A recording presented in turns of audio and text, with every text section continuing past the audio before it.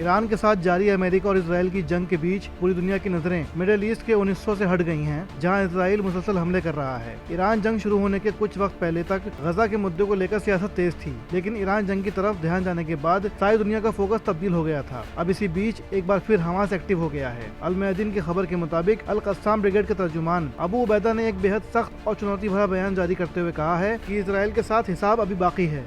उन्होंने कहा कि दुश्मन अगर ये सोचता है कि लीडरों का कत्ल करके रेजिस्टेंस को कमजोर कर सकता है तो वो एक खतरनाक वहम में जी रहा है। अबू उबैदा ने कहा कि इसराइल ने बार बार ये गलती की है। हर बार उसने समझा कि किसी बड़े चेहरे को खत्म करके वो पूरी तहरीक की रीढ़ को तोड़ देगा, लेकिन हर बार उसे एहसास हुआ है कि ये कोई एक शख्स की तंजीम नहीं बल्कि एक ऐसा स्ट्रक्चर है जो लगातार नए चेहरों और नई नस्लों को पैदा करता है। उन्होंने कहा कि शहीद लीडरों का खून रुकावट नहीं बल्कि वही ईंधन है जो तहरीक को और आगे बढ़ाता है। यानी जिस चीज को इसराइल अपनी जीत समझता है उसे हमास अपनी अगली लड़ाई की ताकत बता रहा है। अबू उबैदा ने साफ इशारा दिया कि उनके मुताबिक ये जंग अभी अपने आखिरी पड़ाव से बहुत दूर है। उन्होंने कहा कि आज भी उनके दरमियान ऐसे कमांडर मौजूद हैं जो मैदानों में तैयार हुए हैं, जिन्होंने जंग देखी है, जिन्होंने मुश्किलें झेली हैं और जो अगली लड़ाई के लिए पूरी तरह से तैयार हैं। यानी पैगाम बिल्कुल साफ था। इसके साथ ही अबू उबैदा ने अरब और इस्लामी दुनिया को भी मुखातिब किया। उन्होंने कहा कि आपसी झगड़ों और इख्तिलाफात में उलझने के बजाय उन्हें अपने ध्यान का मरकज दुश्मन को बनाना है। इसके साथ ही अबू उबैदा ने यह भी साफ कर दिया कि समझौते,